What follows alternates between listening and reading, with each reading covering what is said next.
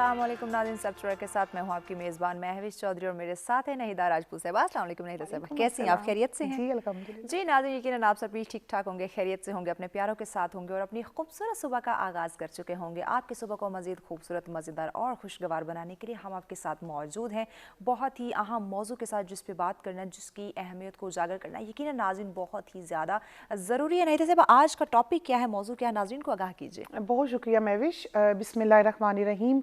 अल्लाहुम्मा सल्ली अला सय्यदिना व मौलाना मुहम्मद व अला आलिहि व सहबिहि व बारिक वसल्लिम। हमारा आज का जो मौजू है इंतहाई अहमियत का हामिल है और हमें जितने भी नाजरीन देख रहे हैं, ये आज का जो मौजू है ये स्पेशली ख़वातीन के लिए है और बच्चों के लिए भी बहुत ज़रूरी है। हमें अगर यंगस्टर्स देख रहे हैं तो आपने हमारा आज का प्रोग्राम जो है वो ज़रूर देखना है। हमारा आज का जो मौजू है वो है औलाद की तरबियत और इसमें एक माँ की जिम्मेदारियाँ क्या हैं, एक खातून की जिम्मेदारी क्या है कि जब वो औलाद की तरबियत करती है। और महविश, हम जो है सिर्फ माँ की जिम्मेदारी पे बात नहीं करेंगे, हम आज बाप की जिम्मेदारी पे भी बात करेंगे। अमूमन हमारी सोसाइटी में क्या कहा जाता है कि माँ ने तरबियत ऐसी कर दी, माँ ने गलत बात सिखा दी, माँ ने जो है वो जो है गलत तरबियत कर दी, जबकि बाप की भी 110% जिम्मेदारी इसमें काउंट होती है जितनी एक माँ की काउंट होती है। इमाम अली से किसी ने सवाल किया कि या मौलाई कायनात, औलाद की तरबियत किस एज से की जाए, किस एज से स्टार्ट की जाए। तो सवाल करने वाले ने खुद ही कहा क्या 10 साल?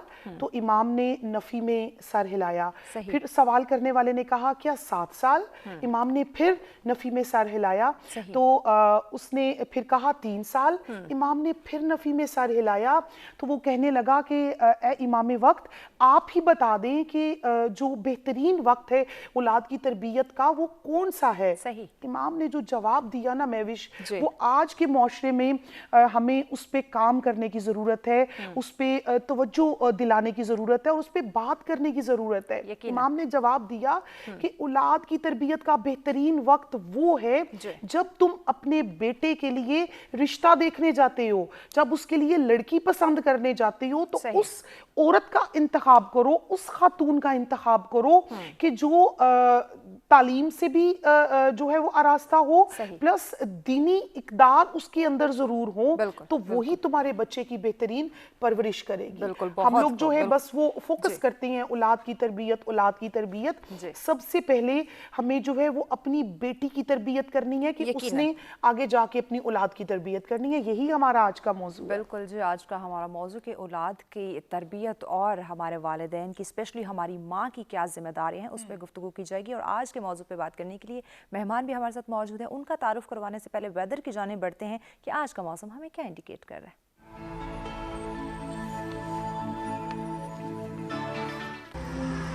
जी, सबसे पहले बात करते हैं इस्लामाबाद की, जहां ज़्यादा से ज़्यादा 27 डिग्री सेंटीग्रेड और कम से कम 11 डिग्री सेंटीग्रेड। रुक करते हैं लाहौर का, जहां ज़्यादा से ज़्यादा 31 डिग्री सेंटीग्रेड और कम से कम 16 डिग्री सेंटीग्रेड। जी, कुछ बात हो जाए कराची की, जहां ज़्यादा से ज़्यादा 33 डिग्री सेंटीग्रेड और कम से कम 21 डिग्री सेंटीग्रेड। जी, रुक करते हैं पेशावर का, जहां ज़्यादा से ज़्यादा 27 डिग्री सेंटीग्रेड और कम से कम 11 डिग्री सेंटीग्रेड। कोयटा का अहवाल आपको बताते चलें, जहां ज़्यादा से ज़्यादा 22 डिग्री सेंटीग्रेड और कम से कम 8 डिग्री सेंटीग्रेड। बात करते हैं गिलगित बल्तिस्तान की, जहां ज़्यादा से ज़्यादा 12 डिग्री सेंटीग्रेड और कम से कम -1 डिग्री सेंटीग्रेड। आखिर में बात करते हैं मुजफ्फराबाद की, जहां ज़्यादा से ज़्यादा 23 डिग्री सेंटीग्रेड और कम से कम 9 डिग्री सेंटीग्रेड रिकॉर्ड किया गया।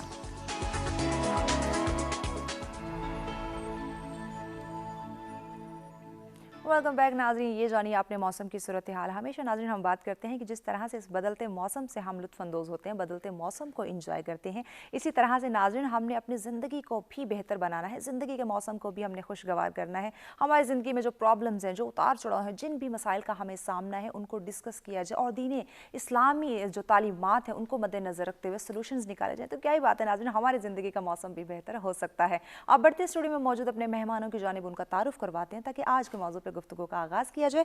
हमारे साथ तशरीफ़ फरमा जी, आप पेरेंटिंग काउंसलिंग से आपका ताल्लुक़ और यकीनन वालिदैन का बहुत अहम रोल है और ये आज के हमारी मेहमान हमें बेहतर तरीके से गाइड कर सकेंगे। जी हमारे साथ है शाफिया रफ़ीक साहब। अस्सलाम वालेकुम। वालेकुम खुश आमदीद कहेंगे आपको। बहुत शुक्रिया जो उनके साथ तशरीफ़ फरमा है। आप इस्लामिक स्कॉलर हैं और दीन इस्लाम की रोशनी में किस तरह से वालिदैन के रोल को समझा जाएगा उस पर आज बात की जाएगी। सईदा मुअत्तर ज़हरा काज़मी साहिबा हमारे साथ हैं। जी अस्सलाम वालेकुम। खुश आमदीद कहेंगे आपको। आप मोअज़्ज़िज़ मेहमानों का शुक्रिया, आपने हमें ज्वाइन किया। जी नाहिदा साहब, आगाज़ करते हैं शाफिया साहिबा से। जी बिल्कुल। शाफिया साहिबा, आपका तो दिन रात एक ही काम है, पेरेंटिंग एज आ काउंसलर हैं आप, और आज जो है हम वालिदैन की ज़िम्मेदारियों पे बात करेंगे और स्पेशली माँ की ज़िम्मेदारी, क्योंकि हम जिस माशरे में एग्जिस्ट करते हैं यहाँ पे तमाम तर ज़िम्मेदारी जो है वो माँ के कंधों पे डाली जाती है। औलाद कोई गलत काम कर देती है तो उसका फ़ौरन उसका अगर नेगेटिव क्रेडिट जा रहा है तो वो भी माँ के हिस्से में जा रहा है। तो क्या स्टार्ट लेंगी, एज कौन सी है बच्चे की कि जिसमें उसकी तरबियत का आगाज़, अभी जैसा कि मैंने इमाम की बात की कि उन्होंने कहा कि उस बंदी का इंतखाब करें अपने बेटे के लिए जो तालीम से आरास्ता हो, जिसको दीनी इक़दार का पता हो, तो वही आपके बच्चे की बेहतरीन परवरिश करेगी। आप क्या कहती हैं? First of all thank you so much Nahid ji और महविश जी कि आप लोगों ने मुझे बात करने के लिए इनवाइट किया। और ये इतना सेंसिटिव टॉपिक है कि इस पे राइट इन्फॉर्मेशन जाना बहुत ज़्यादा ज़रूरी है। और इस राइट इन्फॉर्मेशन के लिए मैं अपनी तरफ से पूरी कोशिश करूँगी कि जो मेरे पास ये नॉलेज मौजूद है मैं आप लोगों के साथ शेयर करूँ। आपने जो सवाल किया वो सवाल ये है कि माँ की जिम्मेदारियाँ क्या हैं और पेरेंटिंग कौन सी एज से स्टार्ट होती है। तो सबसे पहले तो हम ये समझ लें कि पेरेंटिंग असल में होता क्या है। हमारे लिए ये जानना बहुत ज़रूरी है कि पेरेंटिंग सीखनी क्यों ज़रूरी है। आजकल के माशरे में पेरेंटिंग सीखना इंतहाई ज़रूरी है। जैसे बैक इन टाइम्स अगर हम देखें, इस्लाम के टाइम पे भी देखें तो औलाद की तरबियत पे कुरान पाक में, अहादीस में बहुत ज़्यादा हवाले मौजूद हैं। और वह हवाले जो है वो मैं अभी यहाँ पे नहीं दूंगी, लेकिन आप सब लोग जानते हैं कि उनके हवाले मौजूद हैं और तरबियत पे स्पेशल फोकस करने को कहा गया है। लेकिन कुछ हद तक हम उन इक़दार से काफ़ी दूर हो चुके हैं। इसलिए हमारे लिए ये इस दौरे हाजिर में ये समझना बहुत ज़्यादा ज़रूरी है कि पेरेंटिंग होती क्या है, आपने अपनी औलाद की तरबियत किस तरह से करनी है और इस तरबियत का आगाज़ कहाँ से होता है। ठीक है शाफिया साहिबा, इन तमाम सवालों के जवाब हम लेंगे ब्रेक के बाद। हम कंटिन्यू करेंगे चूँकि ब्रेक की जाने बढ़ना। ब्रेक के बाद नाज़रीन हम जानेंगे कि पेरेंटिंग काउंसलिंग कितनी ज़रूरी है, वालिदैन का क्या किरदार है, क्या जिम्मेदारी और किस तरह से, कहाँ से इसका आगाज़ होता है, इस पर बात की जाएगी। लेकिन वक्त जब तक ब्रेक का देखते रहें सच सवेरा।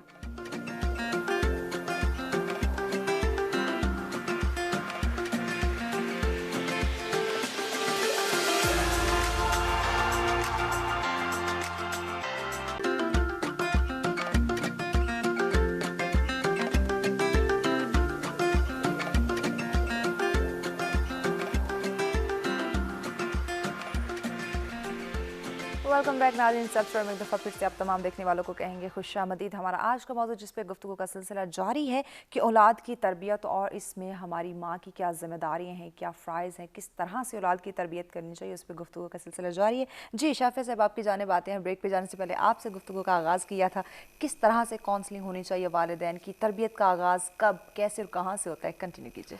जी बिल्कुल, मैं ब्रेक से जाने से पहले यही बात कर रही थी कि हमें सबसे पहले ये जानने की ज़रूरत है कि तरबियत का आगाज़ कहाँ से होता है और असल में पेरेंटिंग है क्या। जब हम एक शादी के रस्म में बनते हैं और बीइंग कपल हम एक रिश्ते में आ जाते हैं तो जाहिर सी बात है कि हमारी औलाद जो है आगे हमने डेफिनेटली उनके लिए कुछ ना कुछ सोचा होता है। ठीक है, तो राइट फ्रॉम देयर हमारा जो दिमाग है वो काम करना शुरू कर देता है कि अगर हमारी औलाद होगी तो हमने उनकी किस तरह से परवरिश करनी है और हमारी फैमिली के, माशरे के और इसी तरह से इस्लामिक वैल्यूज़ क्या हैं जिनको तीन चीज़ों को एक्सक्यूज़ मी तीन चीज़ों को लेके हमने किस तरीके से चलना है और इन तीनों एलिमेंट्स को अपनी औलाद में किस तरह से नर्चर करना है। ठीक है, तो सबसे पहले तो ये कि क्योंकि हम माँ के हवाले से ज़्यादा बात कर रहे हैं, तो ये काम शुरू हो जाता है कंसेप्शन से। कंसेप्शन के दौरान ही क्योंकि परवरिश का सिलसिला शुरू हो जाता है, जैसे कि कहा जाता है कि ड्यूरिंग कंसेप्शन आप कुरान पाक की तिलावत ज़्यादा से ज़्यादा करें, अच्छी अच्छी किताबें पढ़ें, अच्छा अच्छा आप मूड रखें, अच्छी खुराक खाएं, और इन सब चीज़ों का असर आपके बच्चे पे हो रहा होता है। ठीक है, इसी तरह से जब वो बच्चा दुनिया में आता है और वो बोलना भी नहीं शुरू करता, लेकिन क्योंकि आपका इंटरेक्शन लेवल बच्चे के साथ ऑलरेडी कनेक्टेड है, आप अपनी औलाद के साथ, अपने बच्चे के साथ, तो वो सब कुछ माँ के पेट में सुन रहा होता है। गोया कि वो बोल नहीं पाता, लेकिन child development, mind development science की रूह से वहाँ से शुरू हो जाता है। बिल्कुल, और वो साइंस की रूह से आपका माइंड जो है वो कंसीव करना शुरू कर देता है। और जब बच्चा आपकी आवाज़ सुन रहा है, आपकी आवाज़ पहचान रहा है, उसकी एक बॉन्डिंग आपके साथ शुरू हो गई है, तो आपकी तरबियत का आगाज़ तो वहीं से शुरू हो गया है। जैसे ही बच्चा, अब अगले स्टेप पे आ जाते हैं, जैसे ही आपका बच्चा पैदा होता है, तो फिर आपने उसमें ये देखना होता है कि हमें ये समझने की ज़रूरत है कि अगर साइंटिफिकली हम देखें तो पहले 3 सालों में बच्चे का 90% ब्रेन डेवलप हो जाता है पहले 3 सालों में, जबकि आपको पता है कि बाज़ों का 3 साल में बच्चा बोलता भी नहीं, और हम उसको लाइट ले रहे होते हैं।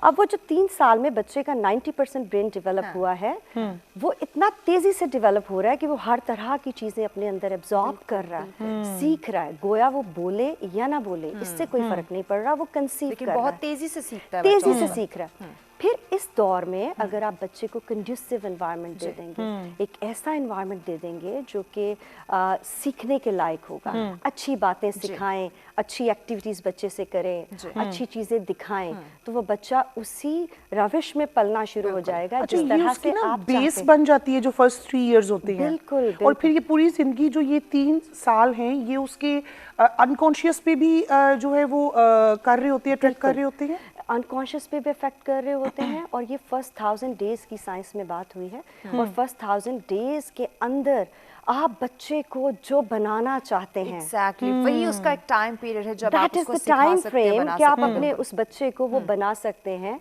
और उसका इंटेलिजेंस लेवल उभार के सामने ला सकते हैं। यकीनन, बिल्कुल ठीक है। तो एग्जैक्टली।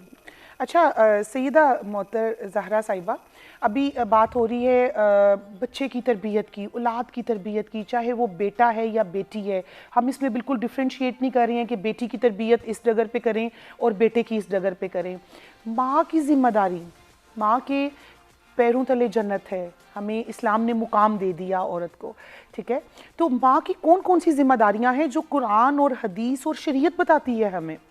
जी, सबसे पहले तो रसूलुल्लाह का एक फरमान यहाँ कोट करना चाहूँगी। रसूल खुदा ने बताया कि खुशबख्त तरीन है वो इंसान कि जिसकी तरबियत उसके माँ के पेट से हुई हो, यानी जो जिस सादत पर पहुँच रहा है, जैसे कि शाफिया साहिबा ने बताया, उसी चीज़ को मैं आगे लेकर चलूँगी। फिर उसके बाद एक और जगह पर बताया कि बच्चे की तरबियत को 3 स्टेप्स में डिवाइड किया जा सकता है। वो 3 स्टेप्स कौन से हैं कि फर्स्ट 7 इयर्स में आप अपने बच्चे को एक किंग की तरह ट्रीट करें, एक बादशाह की तरह ट्रीट करें। और ये इमाम अली का कोट है ना? जी बिल्कुल, ये मासूमीन के फरामीन है। और उसके बाद के जो नेक्स्ट 7 इयर्स हैं टिल द एज ऑफ 14, तब तक आप उसको एक गुलाम की तरह ट्रीट करें, आप उसके ऊपर इम्प्लीमेंट करें चीज़ों को, आप उससे ज़बरदस्ती काम करवाएं। और आफ्टर 14 इयर्स जो नेक्स्ट 7 इयर्स हैं, तब आप बच्चे को एक वजीर की तरह रखें, उसके साथ बाहम मशवरा करें, जी उसको अपनी ज़िंदगी के मसाइल में उसको बीच में इंडल्ज करें। तब आपका बच्चा जो है वो 21 इयर्स के बाद उसे आज़ाद छोड़ दिया जाए, बस उसके बाद वो है उसकी इंडिपेंडेंट उसकी लाइफ है, और उसके बाद वो जो बनना चाह रहा है, जो करना चाह रहा है, उसके ये बैक जो 21 इयर्स हैं उस पर डिपेंड करता है। ये तो पूरे का पूरा तरबियत पैकेज हमें हमारी शरीयत ने दे दिया। ऐसा ही है। और ये जो कहा गया कि माँ की कोख से, माँ के पेट से जो है बच्चा वो हर चीज़ सीख कर आगे बढ़ता है, साइंटिफिकली भी प्रूव्ड है और मजहबी लिहाज से भी प्रूव्ड है बिल्कुल, कि बच्चा जो है वो जितनी तरबियत हासिल करता है वो अपनी माँ की गोद से तरबियत हासिल करता है। और आपने जिस तरह से बताया इमाम अली का फरमान के एक माँ का जब इंतखाब कर रहे हैं, तो उस वक्त इमाम अली के फरमान में ये मेंशन था कि जब तुम अपने लिए किसी का रिश्ता देखने जा रहे हो, किसी लड़की को देखने जा रहे हो, तो तुम उस खातून में ये मत ढूंढो कि वो खातून तुम्हारे लिए कैसी है, बल्कि तुम ये देखो कि वो तुम्हारे बच्चों की कैसी माँ साबित हो सकती है। तो ये सारी की सारी चीज़ें बहुत ज़्यादा, बेशक बाप का भी बहुत ज़्यादा हाथ है तरबियत में, मगर जितना माँ का किरदार है वो किरदार अपनी जगह, क्योंकि माँ जो है वो बच्चे के साथ टाइम ज़्यादा स्पेंड करती है। और कुरान मजीद में भी सूरह तहरीम की आयत नंबर 6 में खुदावंद आलम बता रहा है कि ए इंसानों, ए ईमान वालों, ख़ुद को और अपने अहलो अयाल को उस आग से बचाओ कि जिसका ईंधन इंसान है और पत्थर है। अब उस आग से किस अंदाज से बचाना है, अब यहाँ पर वालिदैन यानी माँ और बाप दोनों का किरदार शामिल है। बाप चूँकि बाहर है और वो घर में मौजूद नहीं है, उसने नानो नफ़क़ा फ़राहम करना है, उसकी ज़िम्मेदारियाँ मुख्तलिफ़ ज़िम्मेदारियाँ हैं। और उसके बरअक्स एक माँ जो घर में मौजूद है, अब यहाँ माँ पर डिपेंड करता है कि वो अपनी ज़िंदगी कैसे गुजार रही है। मासूमीन ने कहा कि अगर आप चाहते हैं कि आपका बच्चा बेहतरीन अंदाज से ग्रो करे, आपका बच्चा माशरे में बेहतरीन किरदार अदा करे, तो उसके लिए सबसे पहले आपका खुद बाअमल होना ज़रूरी है। अगर आपका अमल नहीं है और आपकी ज़िंदगी उस अंदाज से नहीं गुजर रही जैसा आप अपने बच्चे से एक्सपेक्ट कर रहे हैं, तो आपका बच्चा वैसा नहीं बन सकता। इनके पेरेंट्स ही तो रोल मॉडल हुए ना अपनी औलाद के लिए, क्योंकि वो जिस गोद में वो परवान चढ़ रहा है, तो अगर आप उसके बिल्कुल ऑपोजिट आप उसको पर्सनैलिटी देते हैं, तो हम फिर बच्चों से एक्सपेक्ट करते हैं कि वो जो है हम पता नहीं क्या बन जाएं, और ख़ुद उनके सामने जो है हम बिल्कुल ऑपोजिट जो है उनको एनवायरनमेंट दे रहे होते हैं। अच्छा शाफिया साहिबा, अभी आपने एज ऑफ 3 इयर्स की बात की, फिर वो जो 3 साल से 10 साल की एज आती है बच्चे की, उसके बारे में बताइएगा। उसके बाद फिर हम एज ऑफ एडोलसेंस की तरफ जाएंगे। इसमें ये है नाहिद साहिबा के 3 साल के बच्चे की मैंने बात की कि जब हम तरबिया या परवरिश की बात करते हैं तो हमारे लिए जानना बहुत ज़रूरी है कि सेंसिटिव मरहले कौन से हैं। बाज़ औक़ात आपने देखा होगा कि माँ बाप शुरू में मेहनत नहीं करते और बाद में वो माशरे को कसूरवार ठहरा रहे होते हैं, फैमिली मेंबर्स को कसूरवार ठहरा रहे होते हैं, और वो जो 3-4 साल का अरसा है बच्चे का वो लाड प्यार में ज़ाया कर देते हैं और उनको इन्वायरमेंट प्रोवाइड नहीं करते। तो हमें सबसे पहले तो ये समझने की ज़रूरत है कि हमें ये हरगिज़ नहीं करना है। हमें अपने बच्चे के लिए जो हमने अपने लिए पैरामीटर सेट किए हैं उनको अपने बच्चे पे अप्लाई करना है। इसी तरह से हम आगे चले जाते हैं, जैसे कि मैंने कहा कि पहले 3 सालों में 90% ब्रेन डेवलप हो जाता है। इसी तरह जब हम बच्चे को आगे लेके चलते हैं तो हमारे लिए साइंसी रूप से ये जानना बहुत ज़रूरी है कि बच्चा 5 डोमेन्स में डेवलप होता है। ठीक है, वो 5 डोमेन्स कौन सी, इस पे हम बात करेंगे ब्रेक के बाद। जाना ब्रेक के बाद हम यहीं से कंटिन्यू करेंगे। नाज़रीन हमारे साथ रहेगा, मिलते हैं एक ब्रेक के बाद।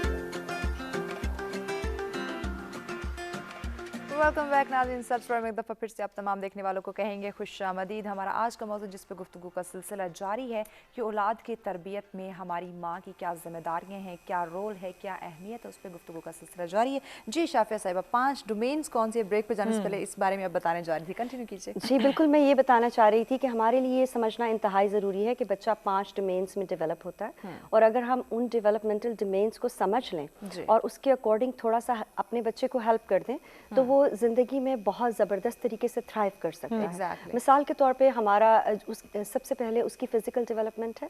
आपने ये यकीनी बनाना है। अब माँ के रोल की बात साथ साथ पैरेलल लेके चलूँगी। माँ हैं या बाप हैं, उन्होंने ये यकीन दहानी करानी है कि बच्चे की जो फिज़िकल डेवलपमेंट है वो ठीक तरीके से हो रही है कि नहीं, वो प्रॉपर फूड एंड न्यूट्रिशन के जो चीज़ें खाने की ज़रूरत है वो खा रहा है या नहीं, मुतवाज़िन ग़िज़ा आप बच्चे को प्रोवाइड कर रहे हैं कि नहीं कर रहे हैं, उससे उसका जो है वो जिस्मानी तौर पे वो सही ग्रो करेगा। दूसरे आ जाता है सोशल डेवलपमेंट।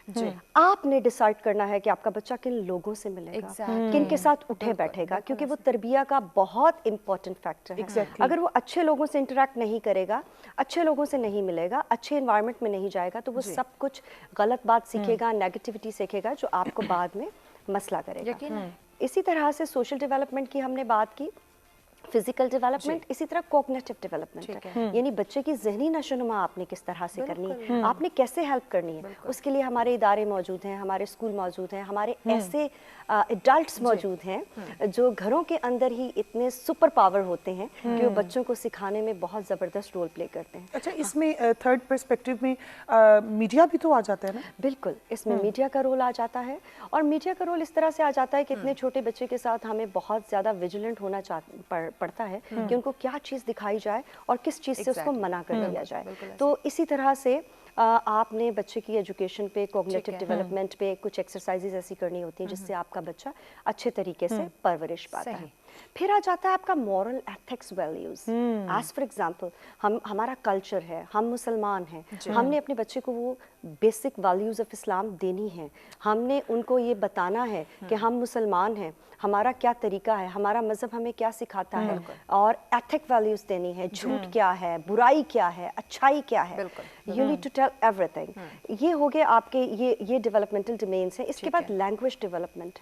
आपने देखा होगा कि लैंग्वेज पे बड़े मसले आते हैं।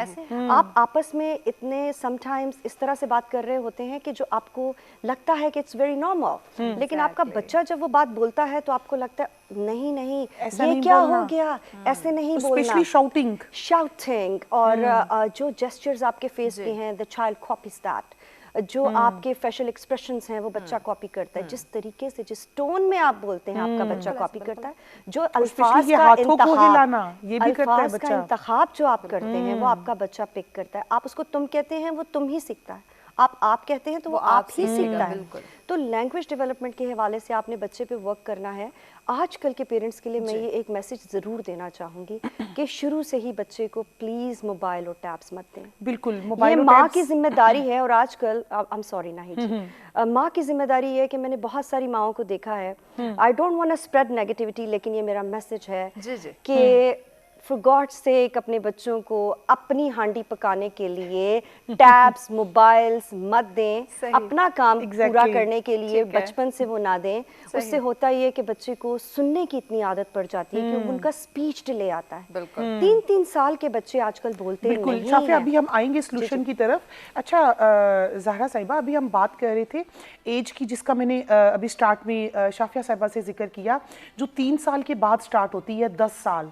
और यही वो एज है जिसमें हमारा जो दीन है वो नमाज का भी हुक्म देता है, स्पेशली 7 साल के उसको बताओ, उसको पढ़ाओ, उसको याद कराओ। और फिर इसी एज में ही हमें हमारा दीन हुक्म देता है कि अगर वो नहीं पढ़ रहा तो फिर डांट डपट भी करो। एग्जैक्टली। ये सिर्फ इसी एज में कोई ना कोई बात तो है ना कि जिस एज में हमारा इस्लाम भी इस चीज़ का हुक्म दे रहा है, हमारी पेरेंटिंग काउंसलिंग भी इस चीज़ का हुक्म दे रही है, और हम वो एज जो है वो लाड और नखरों और जो है बस छोटा है, बच्चा है, बड़ा होगा तो सीख लेगा, इसमें गुजार देते हैं। जी, एक्चुअली ये एज ऐसी एज है कि जिसमें एक इंसान डिसिप्लिन सीख सकता है।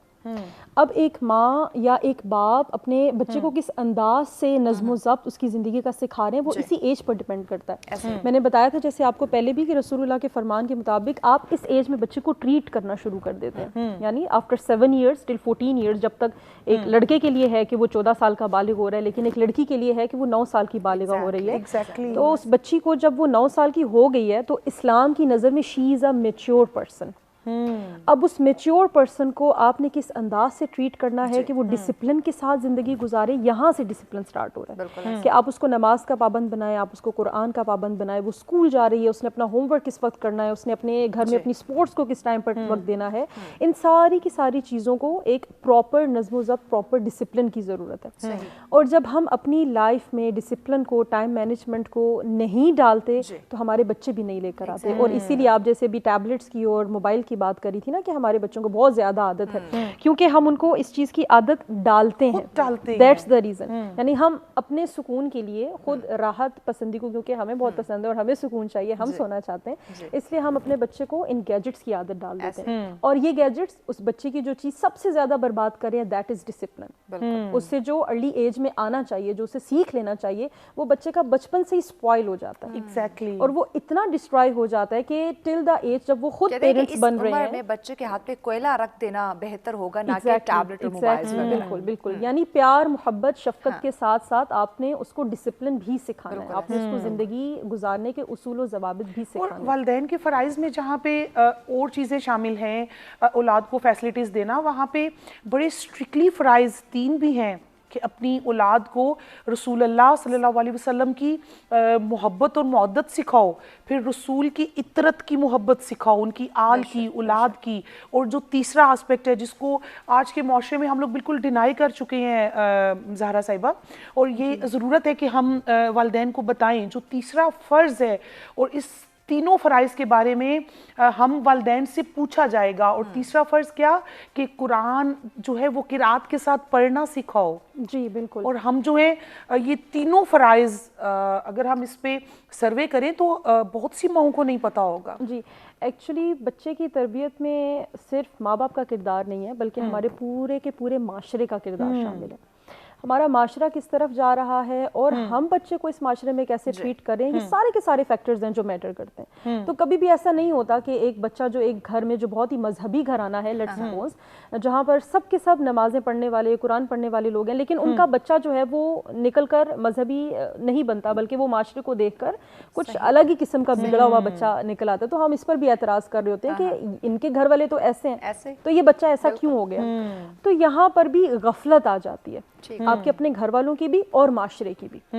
वो इलामा इकबाल का जैसे एक शेर है कि वजूदे जन से है तस्वीर कायनात में रंग, यानी एक खातून जो है उसका वजूद ऐसा वजूद है कि जो इस कायनात में रंग भर भी सकती हैं और इस कायनात से रंगों को खींच भी सकती है। तो जब भी आप अपने बच्चे की तरबियत कर रहे हैं ना, तो इमाम अली का फरमान भी है कि आप अपने बच्चे को अपने ज़माने के लिहाज से ट्रीट ना करें, बल्कि उसे उसके ज़माने के लिहाज से एग्जैक्टली दौर हाजिर के जो दौर तकाज़ों हाजिर को में मद्देनजर रखकर जी आपकी बात को ज़रा सा आगे बढ़ाएंगे। ब्रेक की जाने बढ़ना, ब्रेक के बाद हम यहीं से कंटिन्यू करेंगे। नाज़रीन हमारे साथ रहेगा, मिलते हैं एक ब्रेक के बाद।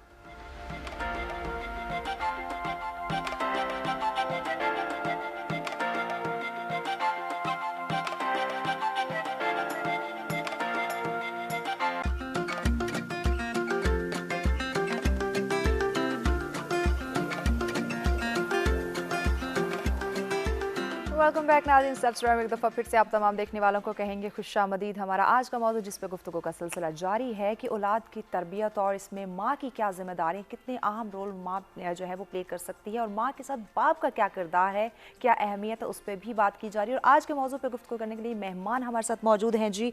शाफिया रफ़ीक साहिबा हमारे साथ हैं जी, सईदा मुअत्तर, ज़हरा काज़मी साहिबा हमारे साथ हैं, और हमारी तीसरी मेहमान भी हमें ज्वाइन कर चुकी हैं जी, आप माहिर तालीम हैं, प्रोफेसर डॉक्टर नीलुफर मलिक साहिबा। अस्सलाम वालेकुम, खुशामदीद कहेंगे आपको। मोअज़्ज़िज़ मेहमानों का शुक्रिया आपने हमें ज्वाइन किया हुआ है। प्रोफेसर साहिबा, हमारे मोअज़्ज़िज़ मेहमान बाकी अपने इज़हार ख़यालात हमारे साथ शेयर कर चुके हैं। आपसे भी जानना चाहेंगे कि औलाद की तरबियत के अंदर माँ बाप की कितनी अहम जिम्मेदारियाँ हैं, कितनी अहमियत रखते हैं, प्लीज़। जी जी, बिस्मिल्लाहिर्रहमानिर्रहीम। Thank you very much for inviting me here. और इतना ज़बरदस्त और इतना माशाल्लाह इम्पॉर्टेंट कह लें एक टॉपिक है ये। और मेरे ख़्याल में जैसे अभी मेरी जो बहनें हैं, इन्होंने बड़े अच्छे तरीके से बताया कि इस्लाम ने क्या मकाम दिया, एक माँ को एक रुतबा दिया। और मेरा ये ख्याल कि इससे मतलब किसी भी रिलीजन में, किसी भी सोसाइटी में, किसी भी जगह यहाँ इतना रुतबा दिया गया हो, तो उसमें जिस तरह से फिर माँ बाप का किरदार बनता है वो भी बिल्कुल उतना ही इम्पॉर्टेंट है। जैसे कि कहा जाता है कि आप क्रैडल टू ग्रेव, मतलब पालने से यानी एक तरबियत शुरू जो होती है, तो उसमें माँ का रोल ही जो है उसको मेंशन किया गया है। और एक माँ जो है हमारे बहुत बड़े जो स्कॉलर्स हैं उन्होंने बहुत जगहों के ऊपर ये कहा है कि आप हमें एक अच्छी माँ दें और हम आपको एक अच्छी कौम देते हैं, अच्छा मुआशरा देते हैं। तो ये बिल्कुल बात जो है वो सच है। अभी जैसे मेरा ताल्लुक, मैं ऑनर टू बी या ब्लेस्ड मदर भी हूँ माशाल्लाह, और साथ साथ मुझे लगता है कि मेरे सारे स्टूडेंट्स भी मेरे बच्चे हैं, बल्कि समटाइम मेरे बच्चे मुझे ये कहने पे मजबूर होते हैं कि वो आपको ज़्यादा प्यारे हैं शायद। तो इसमें कोई शक नहीं कि उनकी तरबियत जो है, जैसे एक टीचर, एक उस्ताद को भी माँ बाप का रुतबा दिया गया। तो अल्लाह का शुक्र है कि जैसे 20-22 साल से इस फील्ड में हूँ, तो मेरी पूरी कोशिश होती है कि जो बच्चा भी हमारे पास अगर एक आता है दर्स व तदरीस के लिए, तालीम के लिए, तो उसे सिर्फ सिलेबस, बुक्स और ये चीज़ें ना कवर करवाई जाएँ। और मतलब वो अपनी जगह उनकी अफादियत है, हमें ग्रेड्स भी लेने हैं, हमें आगे जॉब्स भी लेनी है, डिग्रीज भी लेनी है, लेकिन उसकी जो कैरेक्टर बिल्डिंग है उसके ऊपर बहुत ज़्यादा तवज्जो की ज़रूरत है। बेहतरीन इंसान भी तो इंस्टीट्यूट नहीं बनाना है ना उसको। बिल्कुल बिल्कुल। और टीचर्स रोल मॉडल होते हैं। और मैंने ये देखा है कि बहुत हमारे पास पेरेंट्स इवन हमें कहते हैं जी कि आपकी बात वो मानते हैं, तो फिर उस तरह से हमारा एक फ़र्ज़ कह ले या ड्यूटी और बढ़ जाती है कि हम बच्चे को एक उसको अच्छी डायरेक्शन भी दे सकते हैं, कुछ अच्छा इंसान भी बना सकते हैं। और इसमें कोई शक नहीं कि माँ का जो किरदार है वो अच्छा, एक बात और भी मैं ज़रूर कहूँगी आप लोगों के तवज्जुह से कि स्कूल्स में अब ये देखा जा रहा है कि मतलब पेरेंट्स का ये होता है कि हम फीस दे रहे हैं तो बस आप ही का बिल्कुल, अब जिम्मेदारी टीचर्स की है। एग्जैक्टली, और आई हैव टू से कि अभी वो रोल जो कि हमारी माएँ अदा किया करती थी और बहुत ज़्यादा तवज्जो, बहुत ज़्यादा सारा टाइम, अभी माएँ जॉब भी कर रही हैं, प्रोफेशनल भी हैं और अल्लाह का शुक्र है बहुत सारी फील्ड में, ये नहीं कि वो कामयाब माएँ नहीं हैं, लेकिन सोशल मीडिया ने इतना कुछ इंटरफेयर कर दिया, इतनी वो आ गई है लाइफ में, उसका हिस्सा बन गया कि माएँ थोड़ी गाफिल होना शुरू हो गई हैं और कहना मतलब ये कह के वो अपना थोड़ी सी जान छुड़ा रहे होती हैं कि मतलब स्कूल की ड्यूटी है या स्कूल की तरबियत। हालांकि तरबियत, मैं कहती हूँ तालीम जो है वो मान लिया तालीम तरबियत दोनों जो है स्कूल की भी है, लेकिन साथ साथ की जिम्मेदारी बहुत ज़्यादा टाइम बच्चा घर में रह रहा है, कुछ घंटे स्कूल में आ रहा है, तो आप उससे कभी भी नहीं किनारा कशी इख्तियार कर सकती या कह सकती कि ये जो है स्कूल ही की जिम्मेदारी है। और इस तरीके के साथ दोनों के ऊपर मेरे ख्याल में ये आती है बात और हम उसकी कैरेक्टर बिल्डिंग कर सकते हैं। बिल्कुल डॉक्टर साहिबा, अभी हम कैरेक्टर बिल्डिंग की तरफ आएंगे, आपसे सोल्यूशन भी लेंगे कि हमारी नाज़रीन को सोल्यूशन दें। शाफिया साहिबा, अभी बात कर रहे थे हम, काउंसलिंग की बात कर रहे थे और एज की बात कर रहे थे। जब 10 साल के बाद बच्चा नेक्स्ट एज में दाखिल होता है जिसको हम एज ऑफ एडोलसेंस कहते हैं, मेरे नज़दीक, ठीक है, बीइंग अ पेरेंट कह लें या कुछ भी कह लें, मेरे नज़दीक मुझे उस एज का बहुत ज़्यादा डर लगता है। वो एज जो है ना वो इंतहाई नाजुक होती है, चाहे बेटा है चाहे बेटी है। वो एज जो है, उस एज में बच्चा बिगाड़ का भी शिकार होता है और जो है अच्छाई का भी शिकार होता है। एज ऑफ एडोलसेंस के बारे में बताएं हमें। Nahid, it's a very valid question. माँ बाप शुरू में तो बहुत मेहनत करते हैं, बच्चों की कोशिश भी करते हैं, लेकिन उनको आउटकम्स का यकीन दहानी नहीं होती कि हम जो इन पे मेहनत कर रहे हैं क्या हमें वही रिजल्ट मिलेंगे, वही नतीजा मिलेगा जो हम चाह रहे हैं कि हम अपनी औलाद की इस तरह से तरबियत करें। इसका बेस्ट सोल्यूशन ये होता है कि जैसे दौरे हाजिर में आपने दौर के हिसाब से बच्चे की परवरिश करनी है। इस्लाम भी हमें यही जो है वो बताता है। तो इसी तरह से ये है कि मिसाल के तौर पे सख्ती की जहाँ बात हुई है, तो सख्ती की बात से ज़्यादा दौरे हाजिर में बच्चे को राइट फ्रॉम द बिगनिंग एक अमल में डाल देना, बिल्कुल ऐसे, ठीक है, अमल इज़ वेरी इंपॉर्टेंट।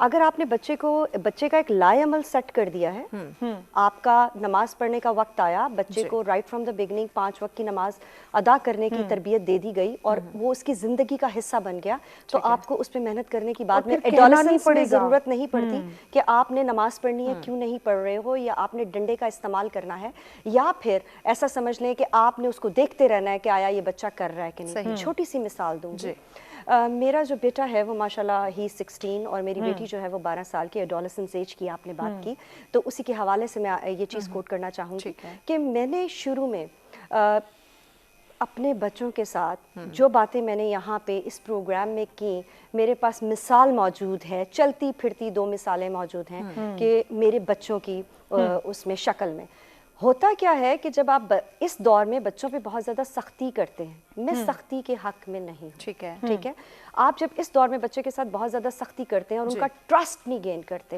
एक बॉन्डिंग नहीं बनाते, ये बॉन्डिंग एडोलसेंट एज में नहीं बनती, ये बॉन्डिंग बनती है पहले ही 10 सालों में, बल्कि पहले 8 सालों में, ठीक है। आपकी वो बॉन्डिंग, बच्चे ने आप पे ट्रस्ट सीख लिया, मेरी माँ है मैं इस पे ट्रस्ट करता हूँ, मेरा बाप है मैं इस पे ट्रस्ट करता हूँ, मैं कुछ भी करूँ मैं शेयर करूँगा और ये मुझे सॉल्यूशंस देंगे, रादर देन कि ये मुझे डांटेंगे, मारेंगे या व्हाटएवर, क्योंकि बच्चे गलतियां अगर ऐसा नहीं करते तो वो बच्चे फिर बाहर सहारे ढूंढते हैं बजाय इसके कि पेरेंट्स उनका सहारा बने। बिल्कुल नाहिद, मैं उसी बात पे आ रही हूँ कि आप देखिए कि बाहर से शोल्डर्स लेने की बजाय हमारे लिए बहुत ज़रूरी है कि हम अपने बच्चे के फैसिलिटेटर बने, जिसे स्ट्रिक्ट उस्ताद बनने की बजाय हम फैसिलिटेटर बने। अगर बच्चा कोई गलती करता भी है तो आप बच्चे को पोलाइटली समझाएं, नेकी और बद्दी इस्लाम को ले आएं बीच में। आप जब शुरू दिन से बच्चे को नेकी, बद्दी, अच्छाई, बुराई के बारे में तमीज़ सिखा देते हैं तो उस बच्चे के अंदर एक इनर अकाउंटेबिलिटी जाग जाती है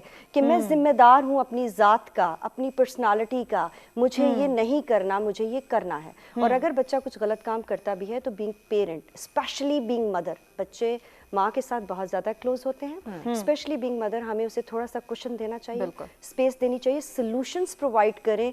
प्लीज़ बच्चों को आप सोल्यूशंस प्रोवाइड करें रादर देन, क्योंकि बच्चा आपका सीखने के मरहले में है। आपको तो कुछ पता होगा, हो सकता है बच्चे को उसका सोल्यूशन ना पता हो। तो इसी तरह से एडोलेसेंट एज में आप जितना अपने बच्चे के साथ कनेक्टेड रहेंगे, बॉन्डिंग स्ट्रॉन्ग करेंगे, तो आपके लिए आसानियां पैदा हो जाएंगी और आपको ये यकीन दहानी हो जाएगी कि मेरा बच्चा कोई गलत एग्जैक्टली बिल्कुल अगले जो है वो एरा पे भी आते हैं। एग्जैक्टली नहीं तो ब्रेक की जाने पड़ना, उसके बाद हम साइदा साहिबा की जानिब आएंगे कि किस तरह से मजीद दीन इस्लाम की तालीमात को मद्देनजर रखते हुए अपने बच्चों की हम तरबियत कर सकते हैं। और वालिदैन की तरबियत का होना भी बहुत ज़्यादा ज़रूरी है कि वो अपने ज़िम्मेदारियों को समझें ताकि उनकी बच्चों की जो ज़िंदगी है वो बेहतर से बेहतरीन की जानिब गामजन हो सके। इस पर मजीद बात की जाएगी, लेकिन वक्त तो जब तक ब्रेक का हमारे साथ रहिएगा।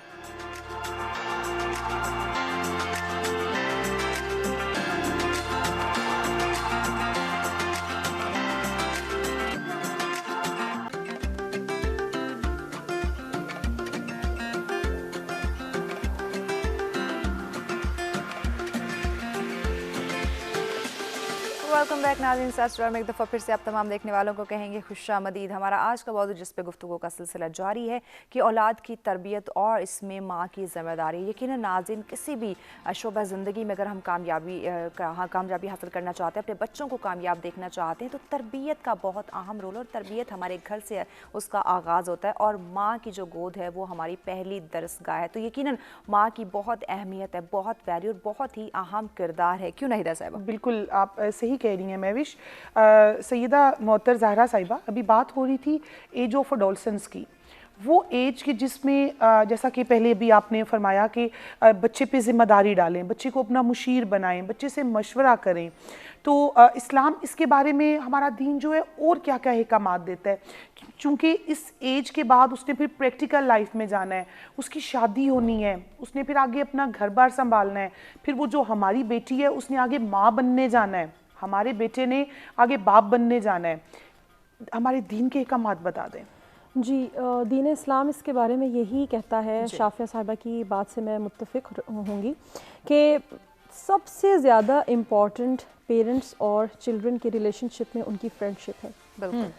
आपका बच्चा आपके ऊपर कितना एतबार करता है या वो आपसे कितना डरता है, ये बहुत मैटर करता है। अब हमारे यहाँ क्या होता है कि हम मारपीट करके बच्चे के अंदर इतना खौफ बिठा देते हैं कि वो वाकईन इस एज में, क्योंकि अब उसको फ्रेंडशिप की ज़रूरत है, ये जैसी एज है कि जिसमें वो अपनी फीलिंग्स को शेयर करना चाह रहा है, कि जब उसके अंदर हार्मोनल चेंजेस आ रहे हैं, जब वो बायोलॉजिकली चेंज हो रहा है, जब वो जवानी की तरफ जा रहा है, तो ऐसी एज में अपने बच्चे को पकड़ना और उसे संभालना, उसके साथ दोस्ती करना बहुत ज़्यादा ज़रूरी है। और इसी एज में हम क्या करते हैं, जैसे हमें हमारा बच्चा बताता है कि हाँ मुझे ये वाली चीज़ पसंद है, या जैसे मैं इस्लामिकली बात करूँ, बच्चे म्यूज़िक की तरफ गामजन हो जाते हैं या उनकी फ्रेंडशिप्स ऐसे लोगों के साथ हो जाती हैं कि जो नहीं होनी चाहिए, और बच्चा जो है वो घर में अपनी माँ से डर रहा है और उसको बता नहीं रहा, तो दैट्स वेरी बैड। उसकी तरबियत के लिए भी बहुत बुरा है और घर के माहौल के लिए भी बहुत बुरा है। तो that's really important in this age कि आप अपने बच्चे के साथ दोस्ती करें।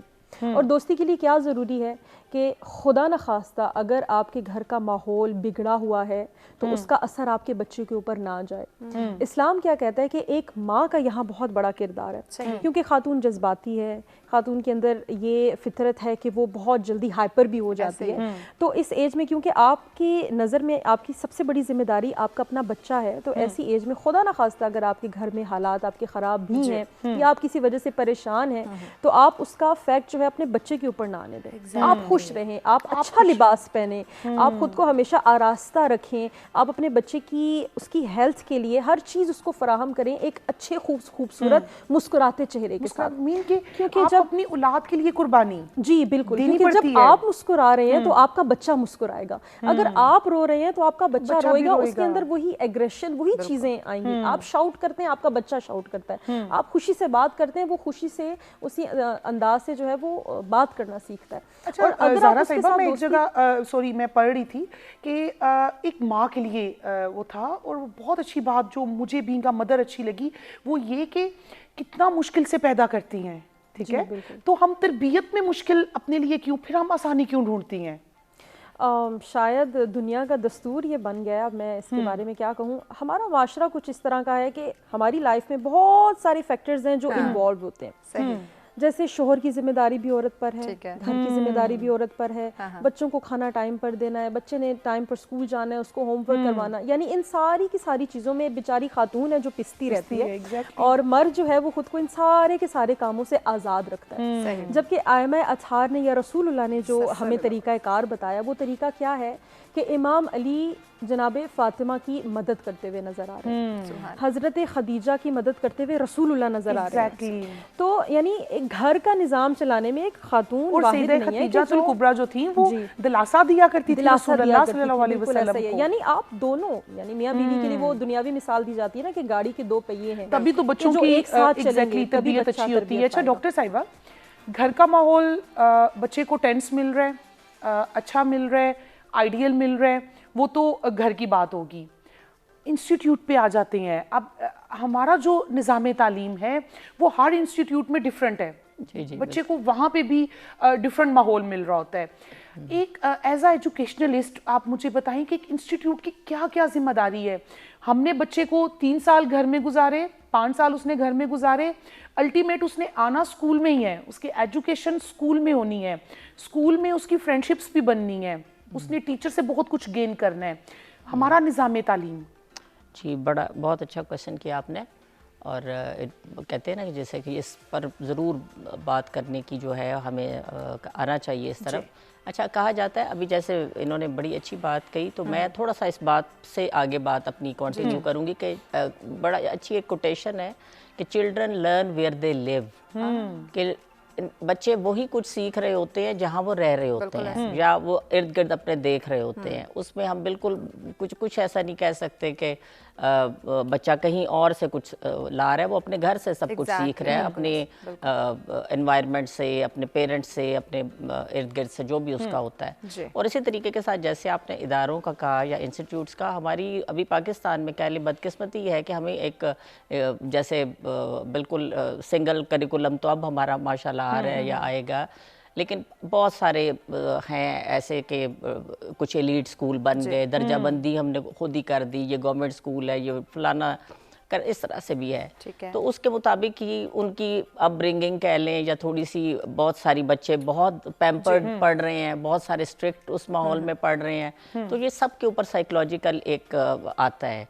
अच्छा, उसमें माँ की ज़िम्मेदारी जो है वो एक और तरह से भी मैं उसकी बहुत इम्पोर्टेंस समझती हूँ, और मैं ज़रूर वो शेयर करूँगी कि हम माएँ अपने बच्चों को बहुत डिप्रेस कह लें, सप्रेस कर देती हैं कि जी पोजीशंस के ऊपर जो आता है कि जी आपने 1 नंबर कम क्यों लिया, और उसके लिए इवन मैंने देखा है कि हम ऑफिसेज़ में जब बीइंग प्रिंसिपल मैं कहूँ या बीइंग इस तरह, मैंने काफ़ी माशाल्लाह वो भी किया है, मेरा एक्सपीरियंस है। तो उसमें जब वो माएँ एंजॉय नहीं करने देती बच्चों को या उनको इनकरेज नहीं करती, एक बच्चा अगर 3rd पोजीशन पे है, 2nd पोजीशन पे है, तो मेरे ख्याल में उसको उतनी एनकरेजमेंट मिलनी चाहिए कि कोई बात नहीं, बेटर नेक्स्ट टाइम, और हम उनको इस दौड़ से निकालें।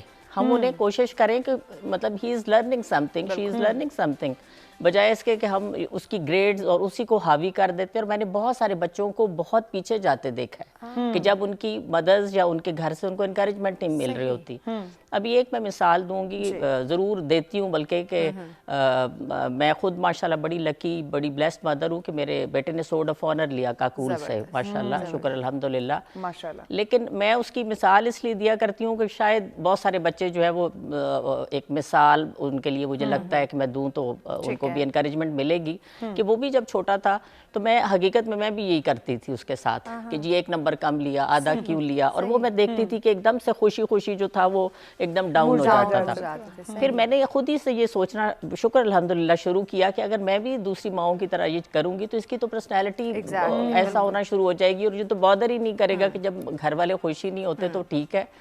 तो यकीन करें मैंने एकदम से अपना वो चेंज किया, और मैंने उसे कहा कि बेटा बस टॉप 10 में रहो और अच्छे ग्रेड, अच्छी पोजीशन, लेकिन ये है कि आपको एक्स्ट्रा करिकुलर उसमें बच्चों को अप्रिशिएट करना, एनकरेज करना, डिबेट्स में आए, आगे बढ़ाते हैं। ब्रेक की जानिब बढ़ना, ब्रेक के बाद हम आए। यहीं से कंटिन्यू करेंगे। प्रोफेसर साहब नाज़रीन हमारे साथ रहेगा, मिलते हैं ब्रेक के बाद।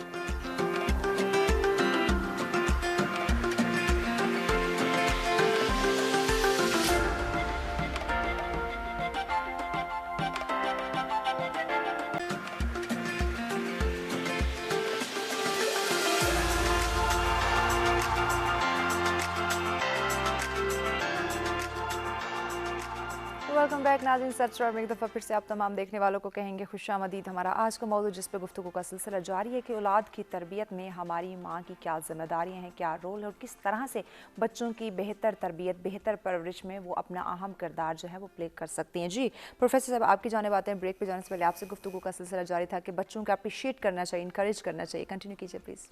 जी। तो जिस तरह से मैं बता रही थी कि हमें जो भी है बच्चे को इनकरेज करना चाहिए, उसकी सक्सेस को सेलिब्रेट करना चाहिए।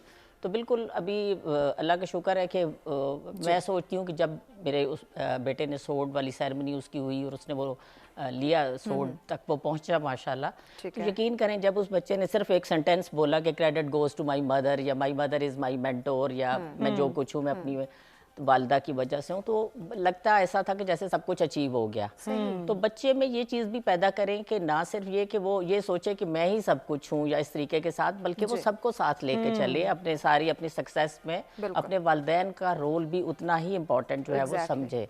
तो इस तरीके के साथ मैंने बहुत सारे बच्चों को जिनको एनकरेजमेंट मिली या टीचर ने दी, मदर्स ने दी, उन्होंने अपना बेस्ट करके दिखाया। और वही बच्चे जिन्होंने बहुत कुछ किया लेकिन एनकरेजमेंट नहीं मिली तो वो एग्रेसिव हो गए। बिल्कुल। और उन्होंने बड़ा नेगेटिव, मतलब मैं कहती हूँ कि हमें पॉजिटिव अपनी जो है ना वो एक बच्चों को सिखाना चाहिए कि उसको पॉजिटिविटी सीखे। बिल्कुल, अग्रेशन आ जाती है बच्चों में और ऐसा बिहेवियर हो जाता है। अच्छा शाफिया, अभी जिस बात की तरफ इन्होंने इशारा किया प्रोफेसर साहिबा ने, ये स्पेशली जब आप यंग एज में जाते हो जिसको हम अडल्ट कह देते हैं, ठीक है, उस एज में बच्चे में अग्रेसिव बिहेवियर, ठीक है, वो आपसे बातें छुपाता है, उसकी बाहर दोस्तियां हो चुकी हैं, सोशल मीडिया उसके हाथ में है।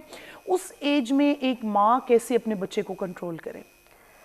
सबसे पहले तो नाहिद साहिबा मैं ये कहना चाहूँगी कि कंट्रोल वर्ड हमें यूज़ ही नहीं करना चाहिए बच्चे के मामले में। और जहाँ तक बात है कि एडल्ट एज की, तो हमें ये समझने की ज़रूरत है कि एडल्ट एज में बच्चा एक मुकम्मल ह्यूमन बीइंग बन चुका है। उसकी अपने सोचने समझने की सलाहियतें इस लेवल पे परवान चढ़ चुकी हैं कि अब आप उनको जो समझाएंगे वो 10% होगा, वो 10% उसका असर लेंगे। जो उन्होंने कंसीव ऑलरेडी कर लिया है वो 90% है। सही। अब 90% और 10% में जब आपकी जंग शुरू होगी तो हार यकीनन माँ की होगी। तो इसलिए इसमें हमें करना ये चाहिए होता है कि अब हमें ये समझने की ज़रूरत है कि वो बच्चा अपनी मर्जी से हो सकता है शादी भी करना चाहे। मैं इसको बहुत ज़्यादा इलाबरेट नहीं करूँगी क्योंकि हमारे पास वक्त कम है। ये बच्चा शादी अपनी मर्जी से करना चाह रहा होगा।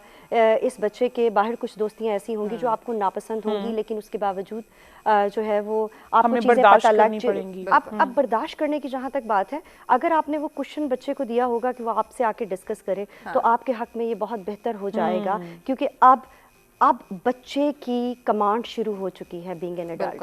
तो वो जब वो आपके साथ आके शेयर करता है तो आप उसको फिर अच्छे तरीके से अच्छाई बुराई का बताते हैं। फिर उसके बाद जहाँ मैरिजेस की बात आ जाती है तो फोर्स मैरिजेस सबसे बड़ा नुकसान है आपका आने वाली नस्ल के लिए। एक आदमी जिसको वो खातून से कोई दिलचस्पी नहीं है, आप जबरदस्ती उसकी शादी कर देते हैं, फिर बच्चे होते हैं। आप बताएं उस माँ ने क्या तरबियत करनी है और उस बाप ने क्या तरबियत करनी, वो तबाह होकर रह जाता है। ठीक है, तो इसलिए हमें इस चीज को देखने की सोल्यूशन दें। इसी तरफ मैं आ रही हूँ। तो हमारे लिए बहुत ज़रूरी है first of all right from the birth अपने बच्चे के लिए के साथ बॉन्डिंग पैदा करें। सेकंड बात ये है कि बच्चे को ट्रस्ट दे। बच्चा अगर ट्रस्ट करेगा तो आपकी ज़िंदगी आसान हो जाएगी। बाप से मत डराएं फॉर गॉड सेक। माएँ जो अपने बच्चों को बाप से डरावा देती हैं, हरगिज़ मत करें। बाप को एक शफकत का हाथ रहने दें और उसके साथ उस तक माँ हर चीज़ पहुँचाए। माँ जब अपने पार्टनर के साथ वो चीज़ डिस्कस नहीं करती, बच्चा उसका फ़ायदा उठाता है और वहाँ से खराबी शुरू होती है। एग्जैक्टली। ठीक है, तो आपने अपने पार्टनर को कॉन्फिडेंस में लेना है। मैं आपके फादर को ये सब बताऊंगी, हम बैठ के बात करेंगे। फिर जब बच्चे को पता होता है मेरी चीज़ का सोल्यूशन मुझे मिल जाना है, क्लियर यस क्लियर नो, बीच का कोई रास्ता नहीं है। ठीक है, और इसी तरह से आप जब एडल्टहुड की तरफ जाते हैं बच्चे को कुशन दें। अगर आपको लगता है बच्चा बाहर किसी को पसंद कर रहा है, उसकी पसंद को इज्जत दें, मिलें, देखें, समझें।